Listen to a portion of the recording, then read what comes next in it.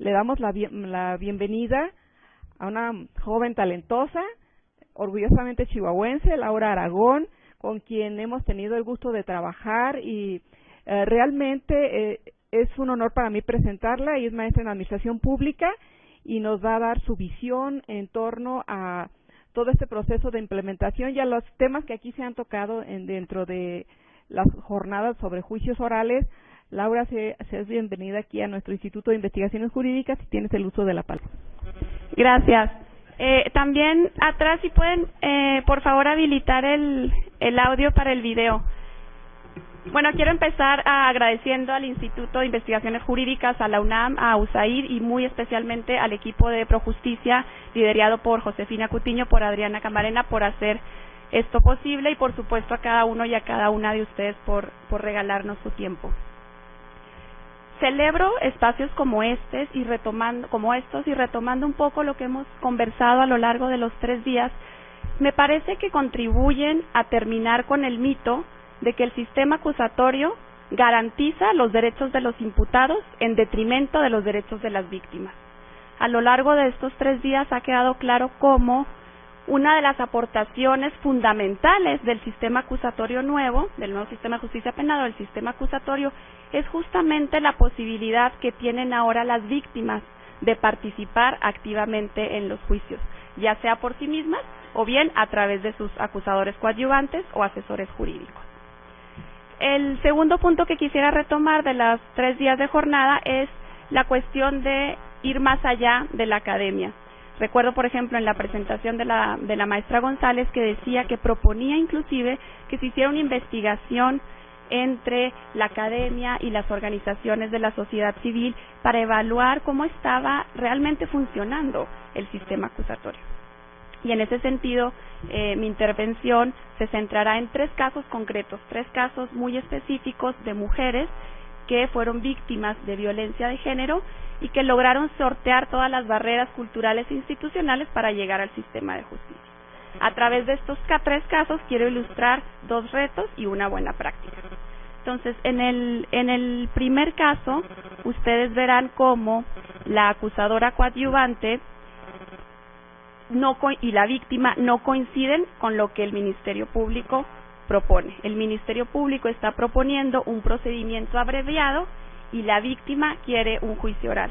Vamos a escuchar 3 minutos de esta intervención de la asesora jurídica o acusadora coadyuvante y la argumentación que da ante el juez para impedir que el caso se vaya a un procedimiento abreviado. Sí, claro.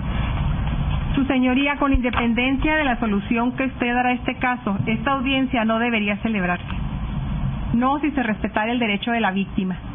Por principio, nos oponemos a la celebración de un juicio abreviado que solo otorgará beneficios al imputado. Lamentamos profundamente que el Ministerio Público, único autorizado, como usted bien lo señaló, según el artículo 387 del Código de Procedimientos Penales, solicite este procedimiento. Se haya abrogado este derecho sin tomar en consideración la negativa de la víctima y de la coadyuvancia para obsequiar este beneficio al imputado. Su señoría, María Dolores Talín representa un caso emblemático de los principales problemas que enfrentan las mujeres en el estado de Chihuahua para garantizar el acceso a la justicia, el debido proceso y la no discriminación. Dolores realizó todo, absolutamente todas las acciones que la ley le otorga para proteger su integridad física y emocional. El nuevo sistema de justicia, hasta este momento, le ha fallado. No permita que el Poder Judicial representado ahora en esta audiencia por usted también le falle. La Comisión Interamericana de Derechos Humanos ha señalado que puede aplicarse responsabilidad estatal de violaciones perpetradas por terceros cuando se demuestra que el Estado tenía conocimiento de la situación de riesgo real e inmediato y no adoptó las medidas razonables para evitarlo. Lo menos que merecemos es que usted conozca el peregrinar de esta mujer y las consecuencias que tendrá en su vida la solución que dé este proceso. El 23 de julio del 2007, su señoría, la víctima llamó a la policía municipal para que la auxiliara. Su expareja, Héctor Rábago Andrade, se presentó en su negocio en compañía de varios individuos. le quebraron los vidrios, le rompieron los documentos. Este cuerpo policíaco solo lo calmó y se negó a remitirlo. Las amenazas continuaron. Dolores acudió el 1 de agosto del 2007 a presentar una denuncia penal por violencia familiar y amenazas de muerte. Al igual que cientos de casos de mujeres en situaciones semejantes en nuestro estado, no fue escuchado. La denegación de justicia y negligencia nos tiene ahora frente a usted. ¿Cuál fue la respuesta que le dio el nuevo sistema de justicia penal tan promocionado nacional e internacionalmente a la víctima? No le aceptó su denuncia.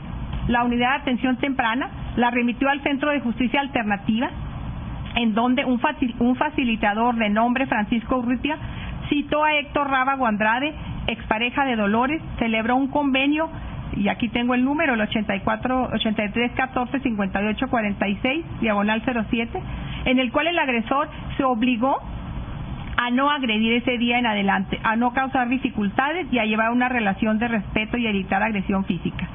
En el momento, su señoría, en que el facilitador se levantó a tomar las copias para la firma del convenio, Rábago le dijo: acabas de firmar tu sentencia de muerte. Para nombrarlo usted. Gracias.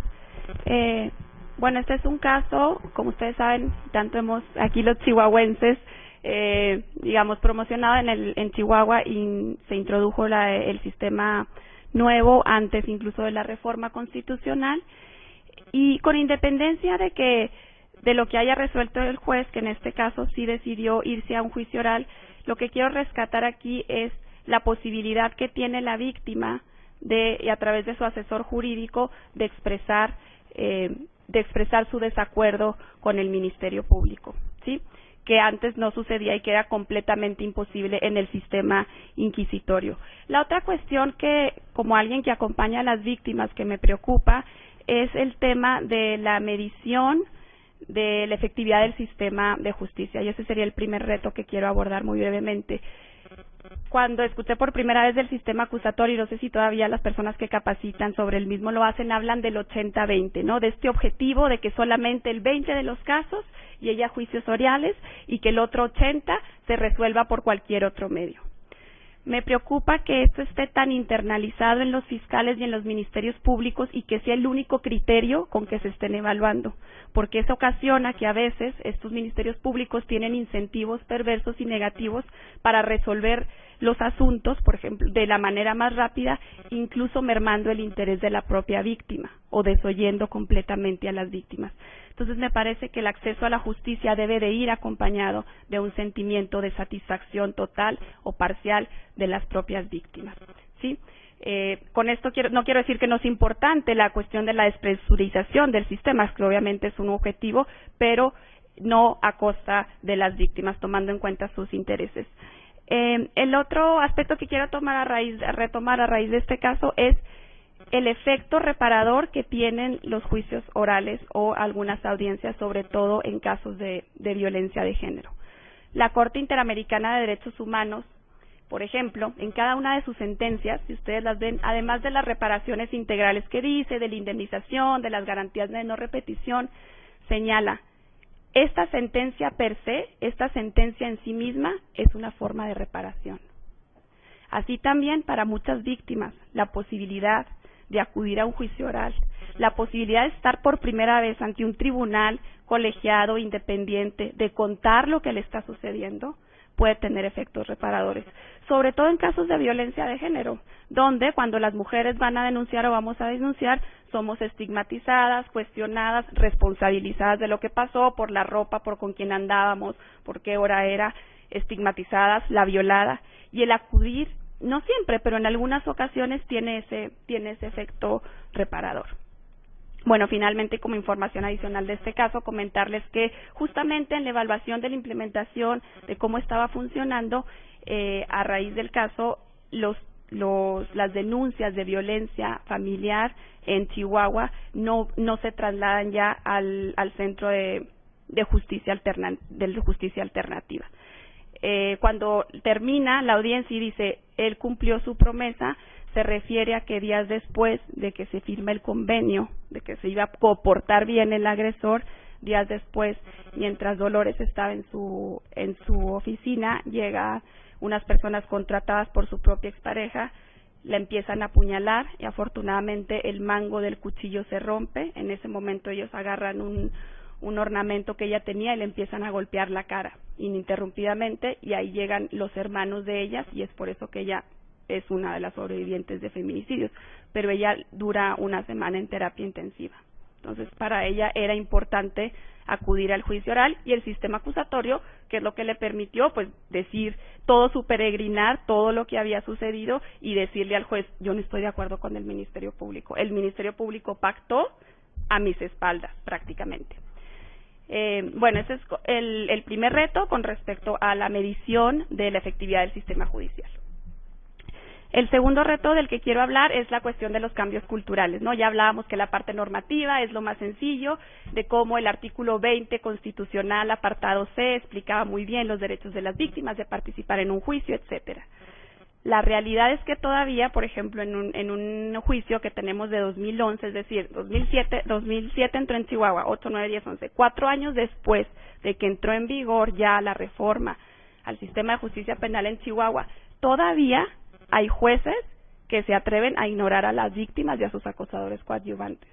Y en una audiencia está la asesora jurídica pidiendo reiteradamente la palabra y la jueza le dice no, ya cuando termine la audiencia le puedo dar la palabra.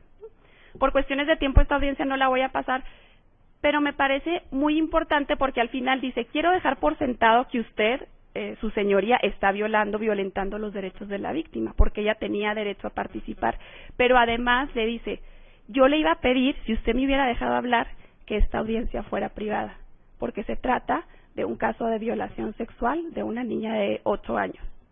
¿Sí? Entonces, como sabemos, hay excepciones a la publicidad de las audiencias, pero eso no lo pudo hacer justamente porque la jueza en esta tradición histórica, ancestral que tenemos de hace tantísimos años, pues la víctima era algo invisible, algo completamente accesorio. Y le dice, y además yo iba a pedirle también que se tomaran en cuenta las lesiones porque la niña fue contagiada de una enfermedad de transmisión sexual.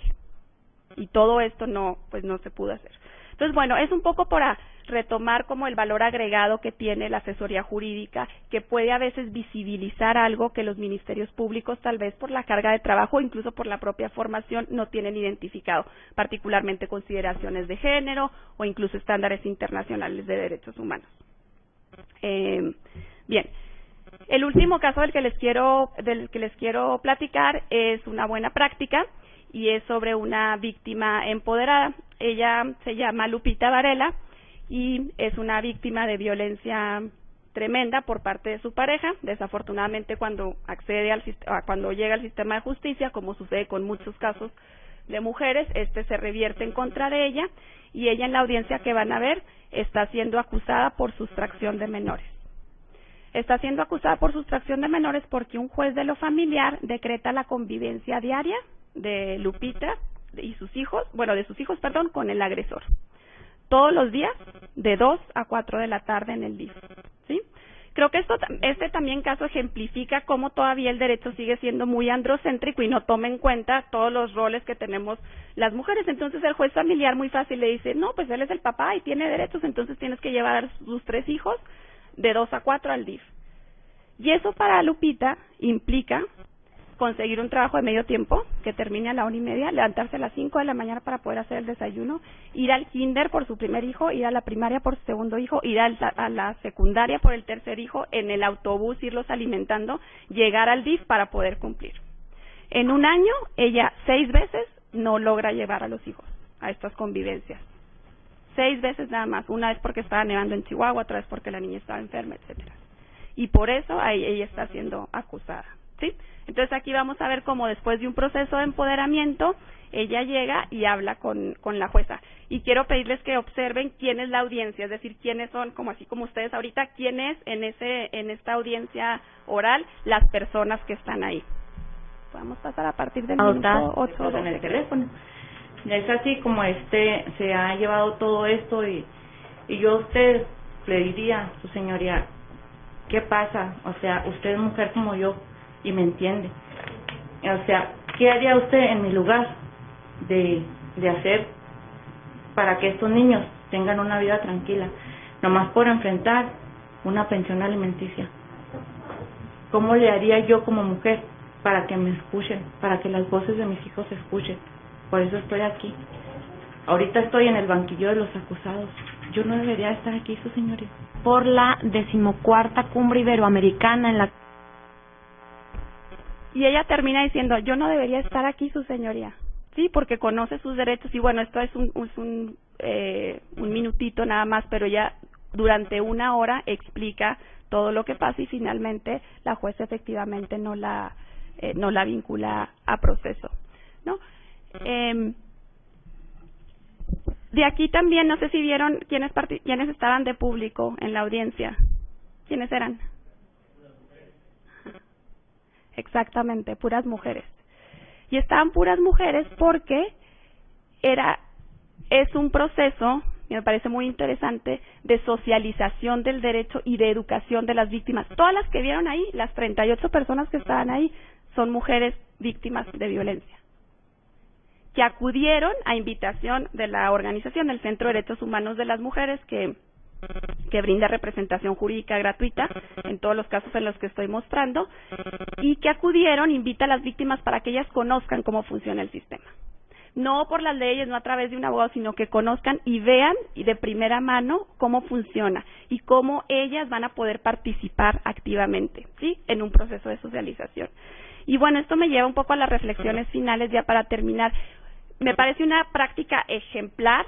¿Cómo vamos a hacer entonces para impulsar políticas públicas para socializar el sistema acusatorio, ¿sí?, para que las víctimas se empoderen y se apropien del propio sistema? O sea, ¿cómo vamos a sacar este conocimiento más allá de esta aula para convencer a jóvenes, abogados o abogadas que están estudiando a que se constituyan como acosadores coadyuvantes, a que más organizaciones de la sociedad civil digan, yo quiero también ser asesor jurídico y modificar resoluciones judiciales? O sea, ¿cómo vamos a hacer políticas públicas realmente de socialización y de apropiación para las propias víctimas? En aras de contribuir un poquito a esta socialización, y aprovechando aquí el anuncio que Adriana me dijo que podía hacer, les quiero comentar que estoy justamente terminando un libro en el que documento 10 casos, así como los que ustedes vieron, 10 casos específicos de mujeres que acudieron al sistema acusatorio y que lograron obtener resoluciones judiciales ejemplares e inspiradoras gracias a la participación de la víctima y de las acusadoras coadyuvantes. Entonces me parece importante también, como decía el maestro Cabello, difundir los beneficios del sistema, difundir cuáles son para mí como víctima los beneficios palpables y tangibles de este nuevo sistema.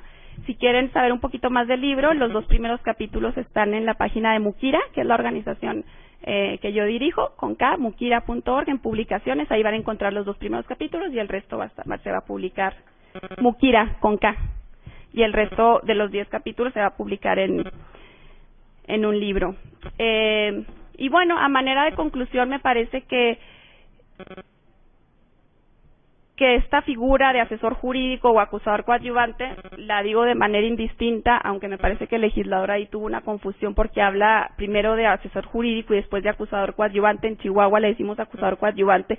No sé si se refieran a 2 figuras diferentes o a la misma, pero bueno, en todo caso me refiero yo a la representación que tiene la víctima, que no es el Ministerio Público. Es una herramienta, como se ha demostrado en Chihuahua, que tiene mucho potencial para revertir sentencias judiciales, para mejorar el acceso a la justicia y sobre todo para que mujeres, muchas de ellas víctimas, puedan participar activamente e incorporar sus intereses y sus preocupaciones en la actividad judicial. Y con esto terminaría y quedo a sus órdenes para cualquier cosa. Muchas gracias.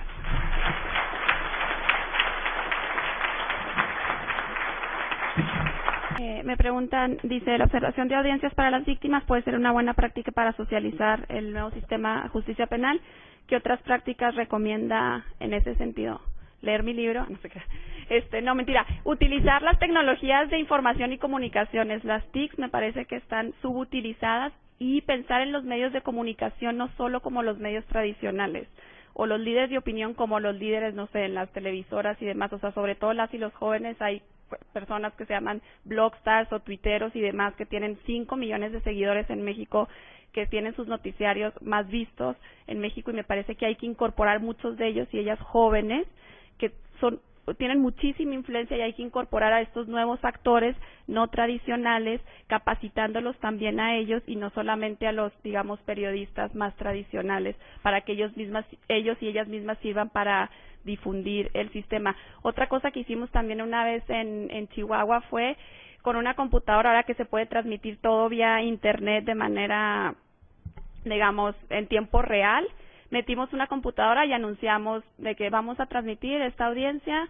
de tal caso. Y tuvimos como 2,000 personas que la vieron en ese momento, porque la gente nunca había visto una audiencia oral en su vida. Entonces, obviamente hay restricciones de espacio, solamente pueden participar 40 personas, pero no tengamos miedo a innovar y utilizar las tecnologías, las TIC, pues las tecnologías de información y comunicaciones para poder difundir. Y también la otra cuestión, pues traducirlo en un lenguaje claro y sencillo que no sea abogadil ni aburrido, y coincido con mi otra colega joven que también dijo eso. Gracias.